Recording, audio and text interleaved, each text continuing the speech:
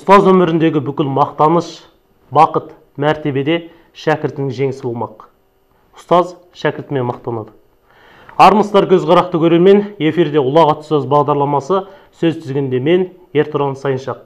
Бүгінгі эфиріміздің басты қонағы 100 жылдық тарихы бар Төлеубай Аманов атындағы номер 16 орта мектебінің түлегі және қазіргі таңда сонда қызмет атқарып жүрген тәжірибелі ұстаз Алтынгүл Айтқазықызы. Қош келдіңіз. Әуелі сізді алда келе жатқан 8 наурыз халықаралық әйелдер мерекесімен шын жүректен құттықтаймын. Отбасыңызға және жұмысыңызға береке, сәттілік болсын. Алғашқы сұрағымыз, жоғарыда айтып өткендей, сіз номер 16 орта мектебінің түлегісіз және сонда жұмыс атқарасыз. Неліктен осы мектепте жұмыс істегіңіз келеді? Енді сұрақтың жауабы меніңше сіздің алғашқы айтқан дүниеңізде деп ойлаймын. Шын мәнінде мен 1991 жылы бұл мектепті аяқтаған кезде осы мектепке қайтып келіп өзімнің ұстаздарыммен бірге жұмыс істегім келді. Сол адамдар мені өздерінің білетіндеріне тағы да үйретсе екен, мен сол кісілер сияқты жас ұрпаққа білім берсем екен деп, әсіресе тарих пәнінің мұғалімі Тамара Құмарқызы сияқты болғым келді. Сол кісінің тұлғасы маған бір үлгі болды да. Сол себепті 5 жыл өткеннен кейін мен жұмысқа кірдім және өзімнің арманыма қол жеткізіп, сол кісімен бірге 15 шақты жыл жұмыс істедім. Қазіргі таңда сол ұстазыңызбен әлі де бірге жұмыс жасау үстіндесіз бе? Жоқ, ол кісі өкінішке орай марқұм болып кетті. Мен жұмысқа кірген кезде зейнет жасына жақындап жүрген кезі болатын. Сондықтан сол кісімен жұмыс істеп үлгергеніме мен мысалы бақыттымын. Бәрекелді, рахмет. Сіздің ұстаздық жолға түсуіңізге әсер еткен тұлға? Иә. Ұстаз болу қашаннан бергі арманыңыз еді? Негізінде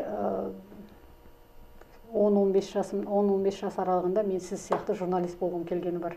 Қатты армандайтын журналист болсам ғой шіркін деп. Содан кейін біз ауылдан осы жаққа көшіп келдік. Содан мектепке келген кезде менің сынып жетекшім қазақ әдебиеті мұғалімі болды. Тіліне май тамған деген сөз болады ғой қазақта.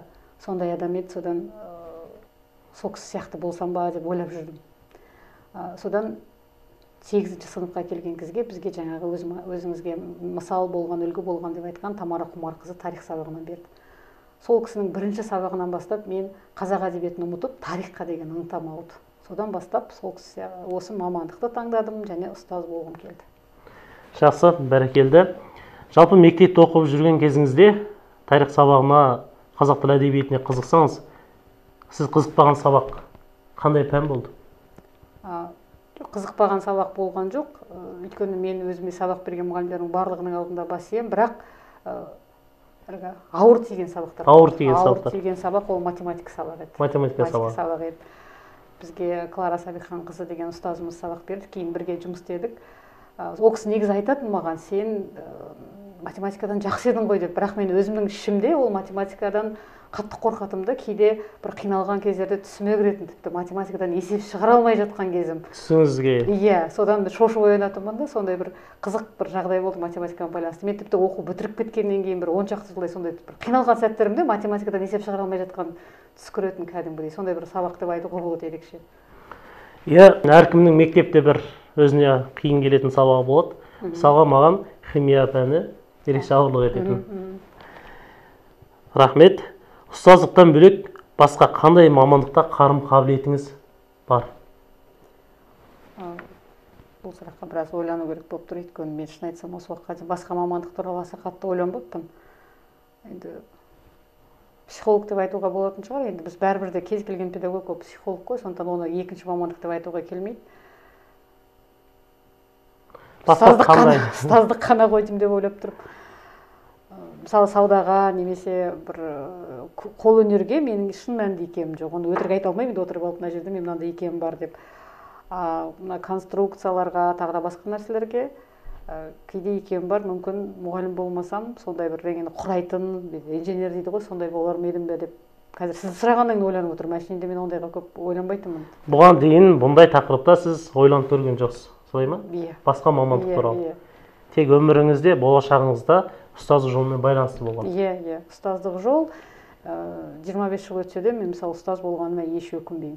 Ешқандай өкінбеймін. Өйткені енді болады әрине, әр жұмыстың өзінің қиындығы болады.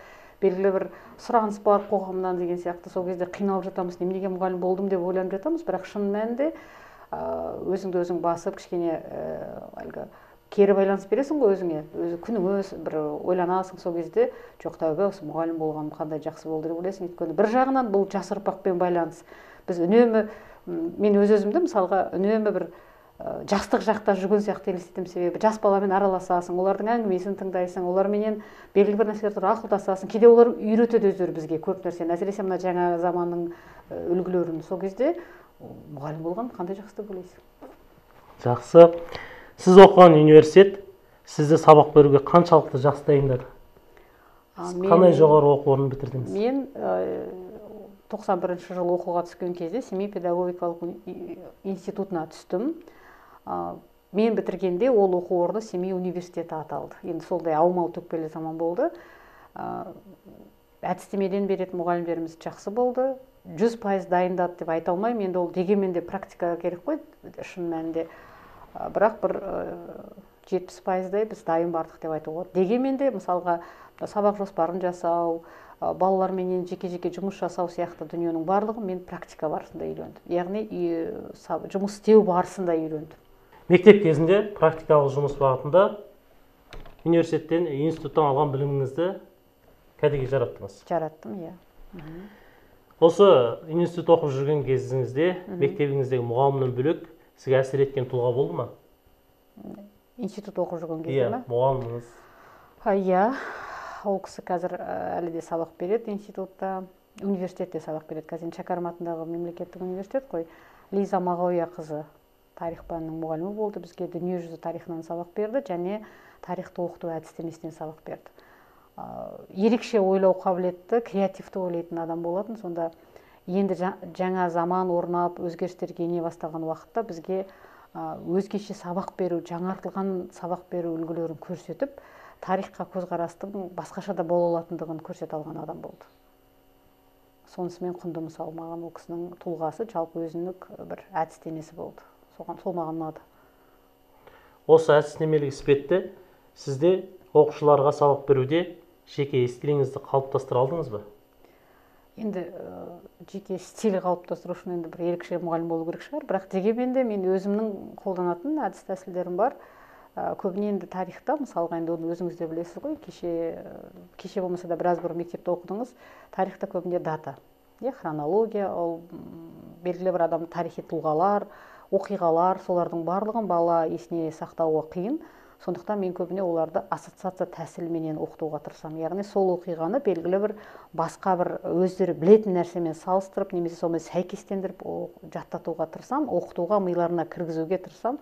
Соның арқасында талай оқушы кейін келіп айтып жатады, мұғалім сіз сөйтіп айтушы едіңіз ғой, бізге сұрақ болып келді, біз соны қиналмай жауап бердік деп. Енді ол ерекше стиль деп айтуға келмейтін шығар, дегенмен де жеке өзіңіздің әдіс деп айтуға болады. Сабақ беру әдісіңіз. Иә. Осы орайда сұрағым келеді, шынайы өмірмен сабақ беру әдісін байланыстыруға болады ма?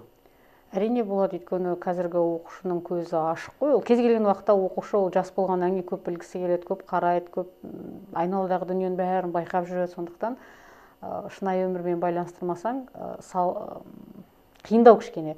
Әрине біздің сабағымызда көпшілігінде осыдан мыңдаған жылдар бұрын болған, жүздеген жылдар бұрын болған оқиғалар айтылады, бірақ дегенмен мен мүмкіндігінше сол кездегі жағдай мен қазіргі кездегі жағдайларды салыстыру арқылы естерінде қалдыруға тырысамын. Мысалы, ол кезде былай болған, қазір былай, немесе сол кезде солай еді, әлі күнге дейін солай деген сияқты. Мысалы, бізде енді бүгін Қазақстан тарихынан 11-ші сыныпта өттік, үлкендерді сыйлау, жалпы ұлттық құндылықтар деген тақырыптың ішінде, мысалы, жас үлкенді сыйлау деген, сонда талдап жатқан кезде балаларға айтып отырдым, мысалға, осылардың ішінде қайсысы бізде әлі күнге дейін бар, сонда көпшілігінің осы уақытта әлі күнге дейін бар екендігі анықталып жатты. Иә, мұғалім, біз бұны біледі екенбіз ғой, бұл баяғыдан бар екен ғой деп, осылай олар үшін ол біраз болсын жаңалық болды мысалға. Соны шынайы өмірмен байланыстырмасаң, ол бәрібір де менше жұмыс жасау қиындау. Қандай тарихи оқиға болсын мейлі, қазіргі болсын, бұрынғы болсын. Түсінікті, рахмет. Оқушыларыңыздың шығармашылық қабілеттерін көрсетуге қалай ынталандырасыз? Оқушымен жалпы қаншалықты тығыз қарым-қатынас жасайсыз? Негізінде мүмкіндігінше менің өзімнің жеке пікірім, кез келген мәселе болсын, кез келген істі өзара сөйлесу арқылы, әңгімелесу арқылы шешуге болады. Ұрыс керіссіз немесе тағы да басқа бір талап қоюсыз ақ мүмкіндігінше өзара келісу арқылы шешуге болады. Сондықтан біз отырып әңгімелесеміз. Кейде мен біраз оқушыларды, енді кейде болады ғой, қайсы оқушының тарихқа ыңғайын байқау керек болады, немесе бірнеше оқудың ішіне таңдау керек болады. Сол кезде шақырып алып олармен әңгімелесемін. Сонда әңгімелесу барысында мүмкін енді ол біздің мына біраз уақыт жұмыс істегеннен шыққан шығар, жаңағы өзіңізге айтқан психологтық бір кішкене болсын қабілетіміз бар шығар, солардың ішіне анықталады. Содан кейін барып ақырындап ол баланы мотивацияға тартамыз. Мысалға, сен осылай істесең былай болады. Мысалы, Қазақстан тарихын оқысаң, ол ұбт-ға дайындық болады бір жағынан. Немесе сен Қазақстан тарихынан олимпиадаға қатыссаң, ол өзіңе болашаққа пайда болады деген сияқты. Тіпті болмаса патриоттық сезімін не айтамыз, осылай Қазақстан тарихын білу қажет деп.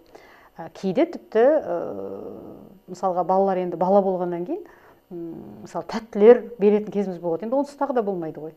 Балаларды ынталандыру жолы, ынталандыру жолы. Кейбіреулер тіпті соны жақсы да көреді. Кейде сол үшін келіп жататындар болсын, ақырындап үйрену арқылы процеске кіреді де, одан кейін ол не үшін келгенде, сол ана кәмпитпен келді ме, немесе тағы басқамен келгенін ұмытып та қалады, ана ішіне кіріп тарихтың әрі қарай өзінің жұмысын жалғастырып жүре береді. Яғни ол өзінің жемісін, өзінің нәтижесін береді. Әрине, иә. Мүмкіндігінше беріп жатады. Енді 100% толығымен деп айтпаймын, кейде бас тартып мен шаршадым немесе қарағым келмейді деп айтып жататын балалар болады, бірақ олармен сол барлығын әңгімелесу, жай ғана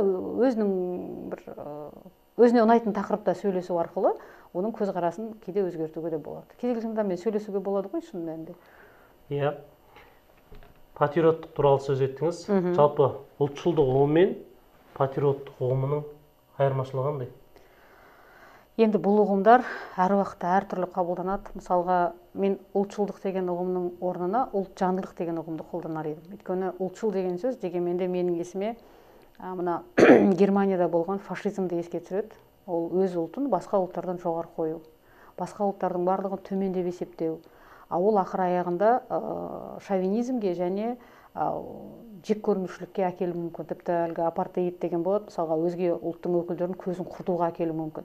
Бізге ондай қажет емес қой. Бізде ұлтжандылық ол өз ұлтыңды жақсы көр, іштей сына. Мысалға, Абай атамызды оқысақ та қазаққа деген сынаулары көп қой. Ал сырттан келгенде, яғни басқа ұлттың алдында, менің бір өзім балаларға айтатын сөзім бар, 1000 қазақ, мысалы бір қазақ сүрініп жатса, ана 1000 қазақ барып соған көмектесу керек, оны қолдау керек.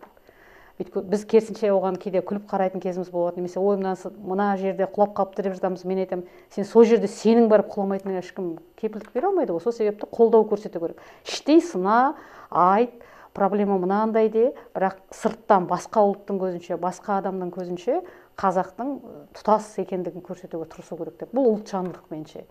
Патриоттық дегеніміз ол енді отанға қатысты, бізде екеуі байланысты деп ойлаймын. Себебі біз дегенменде ұлтымыз қазақ, мемлекетіміз ол Қазақстан. Екеуі бір-бірімен 100% болмаса да өте байланысты. Патриоттықтың ішіне жаңағы ұлттардың арасындағы келісім мен бейбітшілікті де қосуға болады ғой. Сіз ұлтжанды болсаңыз, сіз өзге ұлтқа зиян келтірмейсіз мүмкіндігінше. Ол толеранттылық дейді ғой, әлгі төзімділік, түсінуге тырысу деген сияқты. Өзге ұлттың да артықшылығы мен ерекшелігін, мәдениетін құрметпен қарай білу ұлтжандылық үдесіне жатады. Осы орайда Абай атамыздың біріңді қазақ, бірің дос, көрмесеңіздің бәрі бос деген өлеңі еске оралады. Қазіргі таңдағы қазақ құндылығына қандай баға бересіз? Қазақ құндылығына дегенде? Қазақтың бойындағы, сіз өткендегі тарихпен салыстырдыңыз, қазіргі таңда өткен тарихтағы қазақтардың бойында бар қасиеттер қазіргі таңда бар ма? Жаңа мен алдында айтып кеткендей, біз бүгін талдадық деп айттым ғой, соны жалпы ұлттық құндылықтар, сонда біраз жоқтығы анықталып жатыр, себебі заман өзге деп. Мысалға, біз құдай қонақ деген ұғымды талдадық. Енді құдай қонақ деген дүние ол қазір жоқ қой. Мысалға, есікті біреу қағып, мен құдай қонақпын десе, бізде, мен ойлаймын, ешкім, енді мүмкін 100 адамның біреуі есігін ашып, жарайды кіре ғой деп айтатын шығар. Мысалға, бір атақты ғалым Хельвальд деген бүйтіп айтады екен, сол 19 ғасырда қазақтың үйіне кірсеңіз, кез келген уақытта сізді қабылдайды, тамағын береді, онымен қоса жататын орын тауып береді дейді. сіз мені тонап кетеді ғой, менің затымды алып кетеді ғой, ұрып соғып кетеді деп қорықпай ақ еркін түрде сол ұйықтай беруіңізге болады деп. Енді сол ситуацияны сіз қазіргі күнге қоя аласыз ба? Кішкене қиындау болады, көрдіңіз ба? Сондықтан бұл заманның өзгерісі. Құндылықтар бар, жоқ емес. Біздің жас үлкенді сыйлау, өзара көмек деген сияқты, мысалға бұрындары кәдімгідей адамдар жиналып бір адамның жұмысын істеп жатса, қазір қаржылай жиналып көмектесіп жатады. Енді бар нәрсе ғой, мысалы асарыңыз не, өмеңіз не, жұртшылығыңыз не деген сияқты. Ал мына жаңағы қонақжайлыққа қатысты кішкене бар қонақжайлық, жоқ деп айтпаймыз ғой. Қазақ өзі қонақ күтпесе іш пысып тұратын халық қой. Бірақ дегенмен де жаңағыдай кейбір нәрселер ол заманға сай менше түсіп қалып отырады да, оның орнына басқа бір құндылықтар келіп отырады деп ойлаймын. Басқа бір құндылық, яғни ұлт бойынан табылып отырады. Әрине, ол заман өзгертеді ғой адамды. Адам өзгермей қатып қалса, ол адам деген өзгермелі организм ғой дегенмен де. Бәрекелді, рахмет. Жалпы халықаралық білім саласында мұғалімдер оқуды жалғастыру керек деген қағидат бар. Бұны қалай түсінесіз? Енді мұғалімнің жұмысы ол үнемі оқу ғой. Үнемі жаңа нәрсемен танысу, тіпті сонау интернет немесе теледидар енді шығып жатқан уақыттардың өзінде адамдар қағаз кітаппенен де көп қарап, біздің өзіміздің мұғалімдеріміз мынандай Сухомлинский, Макаренко деген кісілердің кітаптарын оқып, Ыбырай Алтынсарин жазып отыратын. Біз қазір оны жазбасақ та бәрібір де қараймыз, мысалға жаңа техниканы үйренеміз, өйткені алдымызда отырған балаға ол ыңғайлы. Оны көрсетесің, бұрынғыдай айтып әңгімелегенше, әлгі қазақтарда сөз бар ғой, көп әңгіме қылып айтқанша бір рет көрсеткен жақсы деп. Сондықтан оны көрсетеміз, оны үйрену керек. Сіз білмей тұрсаңыз, ана бала да оған басқаша қарайды. Сондықтан мұғалім үнемі оқу үстінде болады. Ең элементарлы ол өзінің мына миындағы дүниені ұмытып қалмас үшін кейде бір жай ғана бірдеңелерді қарайтын кезіміз болады. Тіпті жаңалықтан қалып қойсаң да бала, мұғалім сіз соны да білмейсіз бе деп жатады. Мысалы әлемдік жаңалықтар болып жатады ғой, дүниеде, Қазақстанда болып жатады.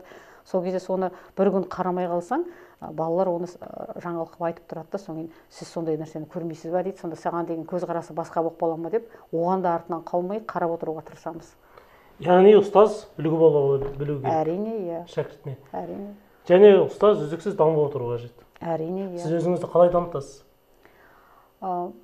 Мен жаңа нәрсе үйренуге тырысамын. Өзім жақсы көремін жаңа нәрсені үйренгенді. Жаңа дүниені, мысалға, жаңа телефон сатып алсам да, мен оның бүге-шүгесіне дейін қарап шығып, қандай функциялар бар бәрін қарап аламын. Немесе компьютер болсын, мейлі. Қалған уақыттарда менде мынандай қима қағаз дей ма, пазл дейміз ғой, соны құрастырғанды жақсы көремін. Ана бір ұсақ-ұсақ дүниеден мынандай үлкен дүние салғанды жақсы көремін. Содан кейін ол да адамның ойлау қабілетін дамытады ғой, мына логикалық, креативтілікке апарады деген сияқты. Содан кейін енді қазақ әдебиетін оқимын деп айта алмаймын, өйткені мен негізі қазақ әдебиеті мұғалімі өте мықты болды да, мен мектеп және студенттік шағымда негізгі қазақ әдебиетінің маржан шығармаларын оқып тастадым сол кезде. Өйткені олар енді менің ойымша ол кісілер 20 ғасырдың басында және екінші жартысында өмір сүрген деп ойлаймын. Қазіргі қазақ жазушыларын мен онша білмеймін, шын айтайын. Оқимын шет елдің шығармаларын, соларға айтады ғой бізге, әлем қандай кең болса, адамда сондай кең болуға тырысу керек деп. Сондықтан шетелдік шығармаларды, орыс шығармаларын оқуға тырысам. Қазіргі таңда кітап оқып жүрсіз ба? Қазіргі таңда оқып жүрмін, бірақ та енді оны уақыт белгілі бір нені өткізу үшін кішкене перезагрузка дейді ғой орыстар, қайта бір жүктелу үшін жеңіл әдебиет оқитын кезім болады. Жеңіл, қысқа ғана нелерді оқимын, әңгімелерді. Соңғы оқып жүрген кітабыңыз қандай, айтып бере аласыз ба? Қазақшасын айтайын. Мен өз басым жалпы шығармаларды 2 рет, 3 рет оқымаймын негізінде. 1 рет оқыдым, маған сол жеткілікті. Кітап оқығанды қатты жақсы көремін. Мен Ұшқан ұяменен Бауыржан Момышұлының, Зейін Шашкиннің Жаяу Мұса деген шығармаларын бірнеше рет оқыдым. Мен үшін олар ерекше шығармалар болып табылады. Кез келген уақытта қайта оқи бергенге ыңғайлы шығармалар, сондықтан мен сізге сол екеуін айтайын, Ұшқан ұя мен Жаяу Мұсаны. Бауыржан Момышұлы атамыздың тәртіпке бағынған құл болмайды деген ұстанымы және айтқан сөзі бар. Иә. Сіз оқушыларды қалай тәртіпке келтіресіз? Қаталдық етесіз бе, әлде? Бәрі болады. Сізде бәрі бар? Бәрі бар. Өйткені қаталдық деген мәселе қайдан басталады? Мысалы, көбіне сыныпты 5-ші сынып жетекшілер ретінде айтайын, енді сыныпты 5-ші сыныпты сізге берді делік. Енді ол жерде біраз сіз өзіңіздің әртүрлі жағынан байқап көресіз. Мысалға сөйлесуге бола ма екен, әлде қаталдық таныту керек пе деген сияқты. Сол қаталдық танытасыз, сіз біраз үйренеді, балалар сіздің қандай ситуацияда қалай жауап бергеніңізді біліп алады да, содан кейін қазіргі уақытта мысалы кейде мен тіпті көзқараспен де тәртіпке келтіретін кезім болады. Жай ғана қараймын, балалар менің не ойлап тұрғанымды сезетті, өздері жинақтала қалатын ситуациялар болады. Сондықтан бұл жерде барлығы қолданылады. Мүмкіндігінше, енді әрине айғайлап жатпайсың ғой, қазіргі бала оны да қабылдамайды. Бұрын мысалы болатын кездеріміз, жұмыс бастаған кездерде, орта кездерде, мысалы 2000 жылдардың бас кезінде бір кішкене қаттырақ сөйлеп, ондай балалар сондайды ғана түсінетін заман болды. Қазіргі балаға кәдімгідей өзіңмен тең адам сияқты сөйлесең, мүмкіндігінше олар да саған тартылып тәртіпке келуге тырысады. Яғни тең дәрежеде қарым қатынас ұстай білесіз, әр оқушының жеке қасиетіне қарай. Мүмкіндігінше, иә. Мүмкіндігінше. Бүгінгі білім саласының алдында тұрған ең үлкен қиындық. Ең үлкен қиындық қазіргі бір жағынан материалдық техникалық жабдықтау деп айта едім. Өйткені бәрібір де қалай да болсын, біз үлгі ретінде Назарбаев зияткерлік мектептерін айтамыз ғой. Ондай деңгейге басқа орта мектептер, жалпы білім беретін орта мектептер әлі жете қойған жоқ. Оны өзіңіз де білесіз. Екінші жағынан мына балаға деген ақпараттың көптігі. Және балалар, мен байқаймын, кейінгі кездерде ештеңені жаттап алуға тырыспайды. Мысалы, бұрын сізге бір нәрсені айтса, ақпаратты сіз оны жаттап алуға тырысып, жазып алуға тырысатынбыз ғой. Өйткені басқа ешқайдан таба алмайтынбыз. Мұғалім жалғыз ақпарат көзі болатын. Мұғалімнің айтқаны дұрыс, мен соны жазып алдым, соны жаттап алдым, емтиханда оны айттым, бағамды алдым, болды. Өмірімде керек болса, мен оны қолдандым. Қазіргі уақытта оқушының алдында ғаламтор бар, Google бар мысалға. Кез келген ақпаратты ол ұмытып қалса да сол жерден қарай салады. Әлеуметтік желіде сол ғаламтордың бар, енді мүмкін ол дұрыс та шығар, тез тауып алу ақпаратты. Оның да өзін тауып алудың өнері бар ғой. Оны таба алмайтын да балалар болады. Бірақ ананың ақпаратты керек қылмау сияқты бір нәрсе болады. Сондықтан оларға ананы қызықтыру үшін де біраз жұмыс істеу керек. Ол да оңай емес мысалға. Сондықтан ол қиындықтың бірі сол ақпараттың көптігі. Және ол ақпараттың көптігінен кейде олар да есте сақтау қабілеті де жақсы болмай жатады. Міне осындай кішкене өскелең ұрпақты біраз осы жағынан дамыту керек деп ойлаймын. Жақсы, рахмет. Егер сізде мүмкіндік болса, білім беру жүйесіне қандай өзгерістер енгізер едіңіз? Енді мен бүкіл білім беру жүйесі туралы ештеңе айта алмаймын. Енді айта аламын ғой әрине, бірақ та мен мүмкіндігінше тарих бойынша айтсам, мысалы Қазақстан тарихы, дүниежүзі тарихы сияқты пәндердің бағдарламаларын қайтадан өзгерткен дұрыс деп ойлаймын. Қазіргі уақытта міне мысалы кеше 3 наурыз күні Петропавл қаласында республикалық тарихтардың съезі болды. Сонда ең басты көтерілген мәселе осы болып жатыр. Және тарих, ол Қазақстанның тарихы болғаннан кейін әсіресе бір оқулықпен оқылу керек деген мәселе. Осыны жөндесе деп ойлаймын. Бір оқулықпен дейсіз ба? Иә, бір пән, бір оқулық деген болса, сонда балаға ол оқуға да жеңіл болар еді. Және мысалы ұлттық бірыңғай тестілеу бар ғой, бәрімізде алдымызда тұрады. Ол баланың сынағы, ол оның жоғары оқу орнына түсе алмайтынына да әсер ететін пән. Сол себепті Қазақстан тарихы бойынша басқа пән болмаса да осындай балаларға ыңғайлылық жасаса, мұғалімдерге де ыңғайлы болар еді деп. Соны кеше менің әріптестерім осы туралы көп айтты. Тыңдап, қарап, көріп отырған кезде мен солармен мысалы келсем. Жақсы, рахмет. Сіз өзіңіздің әріптестеріңізге қалай үлгі бола аласыз? Қай жағыңыздан сіз үлгі тұтуға болады? Адамға негізі өзін-өзі туралы жақсы нәрсе білмеймін, қалай үлгі болады дегенге біраз ойланатын дүние екен. Мысалға әріптестеріңіз сізді қандай қасиетімен көбіне көп жақын көреді? Жақын, енді мен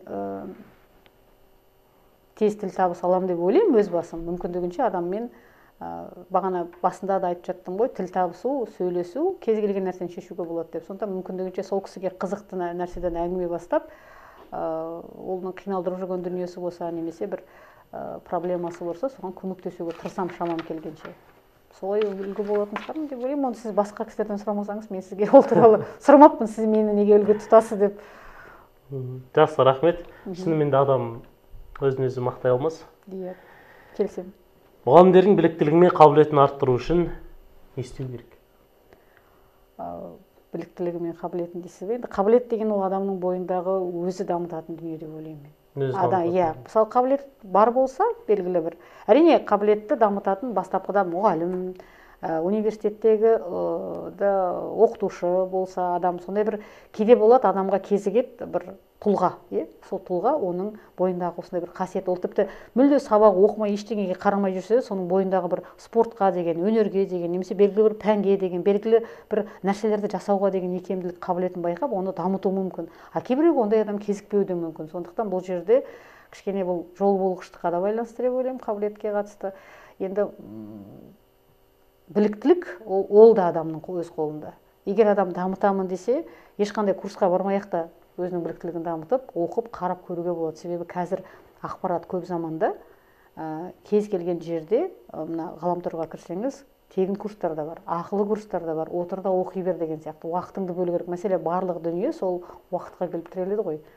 Сол себепті кейбір дегенмен де педагогикалық болмаса да психологиялық шаршау болады ғой мұғалімде. Өйткені үнемі адамдармен қарым-қатынаста жүреді, үнемі бір белгілі бір образда жүру керек, өйткені ол үлгі, сіз білесіз. Сондықтан кейде бір шаршау болады да, осы курссыз-ақ ештеңе етпейді деп жатады.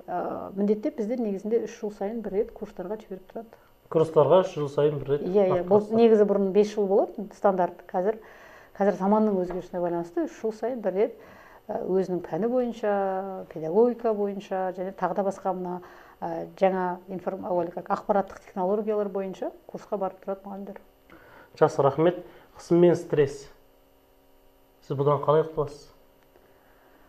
Кітап оқу арқылы. Кітап оқу арқылы. Немесе бір жақсы фильм көрсем деп ойлаймын. Өйткені шын мәнінде кейде өзіңнің денсаулығың үшін құтылу керек.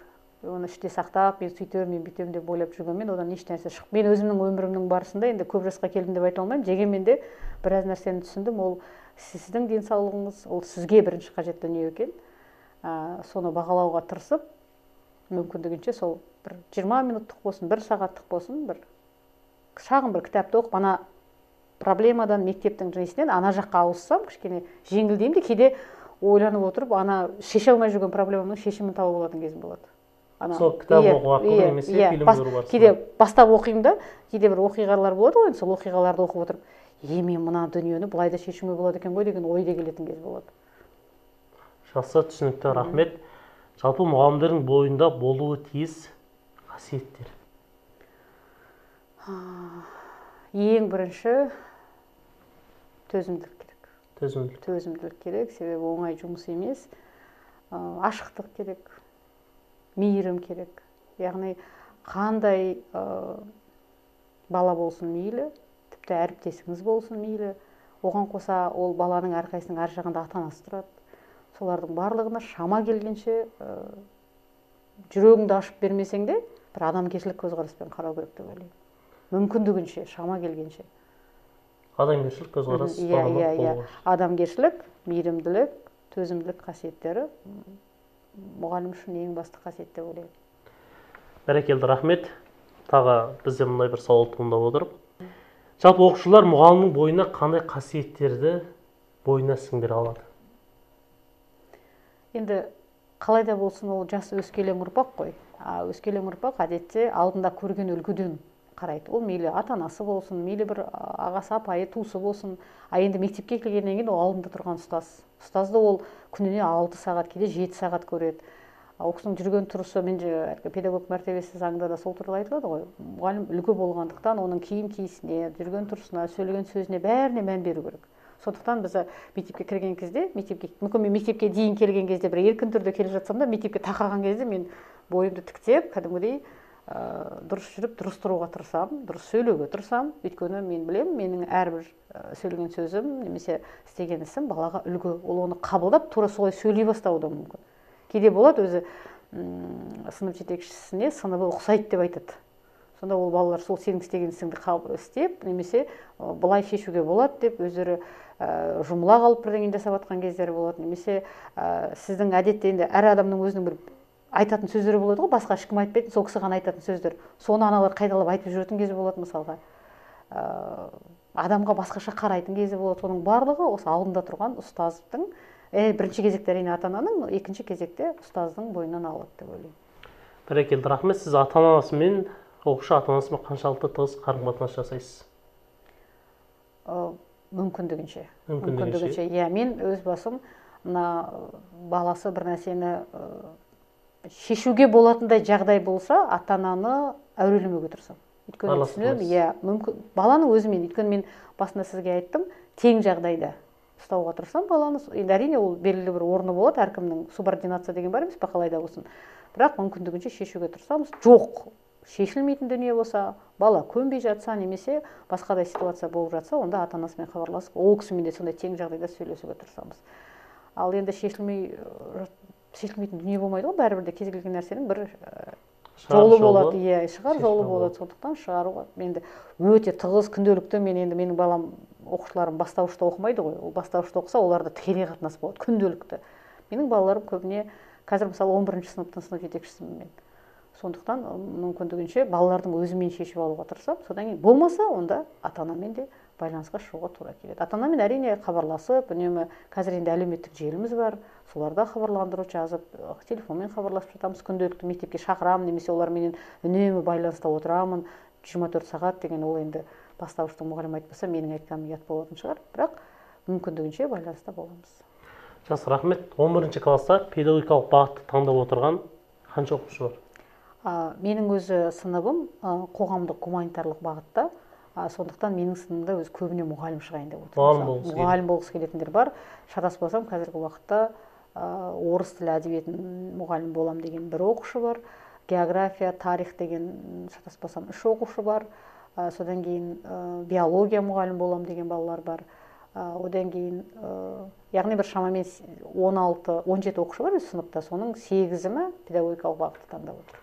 Мұғалім мәртебесі көтерілуіне байланысты оқушылар педагогикалық салаға қызықты ма? Ол да бар. Ол да әсер етті. Әрине әсер етті, өйткені менің бір оқушым былтырлары медицинаны таңдап жүрген 10-ші сыныпта. Содан жаздың күні маған келіп жолығып айтады, мұғалім, мен ауыстырдым. Айтам, неге ауыстырдың? Сен дайындалып жатырсың ғой десем, маған үлкен кісілер ақыл айтты дейді. Мұғалім болған қазір жақсы, мұғалімнің жалақысы тұрақты, жылда көтеріліп жатады, өзінің статусы бар, стажың жүреді, еңбек кітапшаң болады. Яғни кәдімгі өзі басынан аяғына дейін солай бақа-шаяғынан түсіндіріп берген ғой. Сонда бала кәдімгідей ойланып қалып, осы жолға бас бұрдым деп, қазір мысалға ол пәнін ауыстырды, сонда биология немесе география мұғалім болам, тіпті болмаса педагог-психолог болам деп отыр. Рахмет. Ата-анасының баласына мамандық таңдап беруі сізге қаншалықты дұрыс? Енді таңдап бермесін деп айтайын десең, мысалға әртүрлі заман әртүрлі. Мысалға 90-шы жылдар болған кезде балалар әдетте өздері таңдайтын. Мен мысалы жұмысқа келген кезде мен өзім таңдап алдым. Маған айтқан жоқ, сен мұғалім бол, сен қай оқуға барсаң да, балам, біз сені қолдаймыз деді. Мен содан кейін өзім барып документімді тапсырдым, өзім оқуға түстім. Анам бірінші күні барып көрсетті, қай жерде қалай екендігін. Ары қарай өзім жүрдім. Бірінші емтиханыма барып ол кісі қолдау көрсетті, қалған уақытта барған жоқ, мысалы, араласпады да, қалай не істесең де біз сені қолдаймыз деді. Жақсы бір лайықты мамандық таңдасаң болды деді, мұғалімдікті қолдады. Ал одан кейінгі жылдар, мысалы 2000 жылдары оқығанмына 2011-15-ге дейін оқыған балаларда сұрасаң, білмеймін, анам таңдайды, анам қайда бар дейді, сонда барам деген бір не болды. Қазір балалар керісінше өздері таңдап жатыр көпшілік жағдайда, бірақ дегенмен мен ойлаймын, ата-ананың міндеттеуі немесе соған қарай қатаң итермелеуі қажет емес, ақылдасу керек. Ақылдасу керек.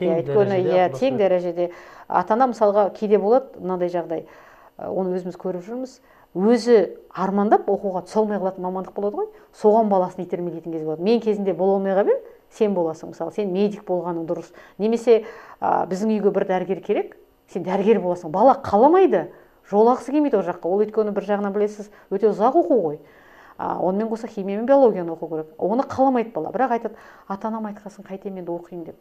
Мысалы, менде де талай оқушы болды, оқуға ата-анасы түсірген, түсті, дипломын мамасына әкеп берді де өзі басқа салаға оқуға түсіп кетті. Яғни 2 оқуға оқыды. Сондай ситуация қайталанбас үшін мен балаларға ескертіп айтамын, мүмкіндігінше ата-анаңмен де ақылдасып отырып шешіңдер. Қазіргі уақытта қандай мамандық керек, қандай мамандыққа сен түсе алам емес, сен қандай мамандық бойынша кейін жұмыс таба аласың ба? Соны ойлан, өйткені бұл жерде маңыздысы сол деп. Сөйтіп шешілген дұрыс. Ақылдасу керек. Кеңесіп, ақылдасып, ата-анамен, мұғалім, үш жақты қарым-қатынасты айтады ғой, ақылдасып пішкен тауды келте болмас деп. Жақсы, бәрекелді, рахмет. Сіз қателеспесем тарих Пәннің мұғалімі. Енді тарих тақырыбында бір-екі сауалға көшсек, тарихтағы тұлғалардың ішінде қазақ қоғамына айрықша еңбек сіңірген ұлы тұлға деп кімді бағалайсыз? Қазақ тарихы десеңіз, мен Қасым ханды айтар едім. Қасым ханды айтасыз? Қасым ханды айтам, себебі бірінші рет осы қазақтың жерін жинақтаған. Мысалға, Қасым хан келгенге дейін біздің аумағымыз бар жоғы Жетісуды қамтып тұрған ғой. Ең бірінші құрылған кезде сонда Қасым хан 7 жыл хан болған өзі. Сол 7 жылдың ішінде территорияны жайыққа дейін жеткізіп, қазіргі негізгі Қазақстан Республикасының 80% территориясын сол кісі жинап берген. Жинақтаушы хан деп айтамын мен. Қазақтың Қасым ханның қасқа жолы деген заңын шығартып, соны халыққа таратқан адам. Сондықтан қазақтың алғашқы заңын шығарған, жерін жинақтаған, аз ғана уақыттың ішінде осынша нәрсені үлгерген адам ретінде мен қатты құрметтеймін. Қуатты әскери жасақ. Иә, ол да бар. Иә, ол да бар. Оны тіпті Жошы ханнан кейінгі ең ұлы тұлға деп бағалаған адамдар да болған, мысалы, ол кісіні. Сондықтан менің өзім жеке тарихи тұлға деген кезде бірден Қасым ханды айтамын. Қасым ханды айтасыз. Енді әрине оның артынан да басқа да тұлғалар болды. Мысалы, Бауыржан Момышұлын қатты құрметтеймін. Әпше, мен Шұхан ұяны оқымас едім ғой бірнеше рет. Бірақ бірінші орынға қой десеңіз, сол Қасым ханды қояр едім. Жақсы, рахмет. Жалпы бізде мектептерде және жоғары оқу орындарында Қазақстан тарих пәні оқытылады. Иә. Неге қазақ тарих пәні емес? Енді қалай, мен сізге алдында тағда бір айттым, иә, патриоттық деген туралы айтқан кезде, біз қазақ халқы бүкіл Қазақстанның 70%-ын құраймыз қазір. Бізде басқа ұлттың өкілдері де бар. Сондықтан біріншіден, екіншіден қазақ хандығының тарихы 15-ші ғасырдан басталады. Енді біз тек қана 15-ші ғасырдан бері қарай оқымаймыз ғой. Біздің жерімізде оған дейін де қаншама халық, қаншама тайпалар, қаншама мемлекеттер өмір сүрді. Оның бәрін ысырып тастап, бұл қазақ емес деп алып тастауға келмейді ғой. Енді оны қазақ деп те тағы айта алмайсыз ғой. Өйткені қазақтың қалыптасқан уақыты 15-ші ғасыр, енді ол дәлелденген дүние. Одан кейін өзге ұлттың да тарихын қалай алып тастайсыз? Мысалға, мен сізге айтайын, менің нағашы апам орыс, мен енді оны өзімнен бөліп тастай алмаймын ғой ол кісіні. Сол себепті бұл жерде, сіз айтпаңыз, өзі апасын тартып отыр деп, мәселе Қазақстан тарихы деп оқылу керек деп. Жай сізге мысалға келтіріп отыр, мысалға. Енді ондай аралас неке бар, тағы да басқа бар. Сонда мына көшіп келген ұлттардың көпшілігі өзінің көшіп келгенде кінәлі емес қой, оларды алып келді осы араға. Сол себепті оларды да оқу керек. Енді олар бізде оқылады, бірақ көп емес. Бірақ дегенмен де менің ана қазақ хандығына дейінгі тарихты сол Қазақстан тарихы деп есептеймін өз басым. Яғни территорияға негізделген Қазақстан тарихы оқылуы дұрыс. Тарихы пәні дұрыс. Дұрыс, иә. Мен өзім солай ойлаймын. Жақсы, рахмет. Соңғы сұрағымызға тоқталсақ, сіз үшін бүгінгі таңдағы басты проблема? Ең басты проблема ма? Уақыт проблемасы. Уақыт проблемасы. Жетпей жатады, иә. Енді ол уақыт өтіп жатады ғой, бірақ әлде заман сондай зымырап кетті ме, әлде біз әлгі біреу айтыпты ғой, заман зымырап кетті, мен шабандап қалдым деп. Мен шабандап қалдым деп айтқым келмейді, бірақ дегенмен де кейде 24 сағаттың жетпей жататыны болады. Мүмкіндігінше ең басты проблема. Енді басқа нәрсенің бәрін шешуге болатын сияқты. Қоғамдағы проблема не деп ойлайсыз? Қоғамдағы проблема ол енді экономикалық жағдай. Экономикалық жағдайдың мына инновация, индустрия деген нәрсенің Қазақстанда дамымай тұру деп ойлаймын. Соның арқасында экономикалық өсім жоқ, экономикалық өсімнің жоқтығы ол әлеуметтік жағдайға әсер етеді. Әрбір қазақстандыққа, әрбір үйге, әрбір отбасыға әсері бар. Ол мына жұмыссыздықты тудырады, ол қылмысты тудырады. Яғни кете береді ары қарай өзі, бірінен бірі сүйреп кете береді. Цепная реакция дейді ғой, бірін бірі тудыра береді. Сонда бірінші кезекте ол біздің шетелдік экономикаға, индустрияға, шетелдік фабрика, заводқа тәуелділігімізді байқатып қояды. Бізде бар, жоқ емес, жұмыс істеп тұрған завод, фабрикалар бар, концерндер бар мысалға, бірақ дегенмен де олар өте аз. Яғни біз тұтынушы саласына көбірек бағытталамыз, өндіруші саламыз көңіл толмайды дамуына. Жақсы, рахмет. Алтын уақытыңызды қиып эфиріңізге, сұхбатқа келгеніңізге рахмет. Осымен бүгінгі сұхбатымыз өз мәресіне жетті. Келесі кездескенше сау саламатта болыңыздар.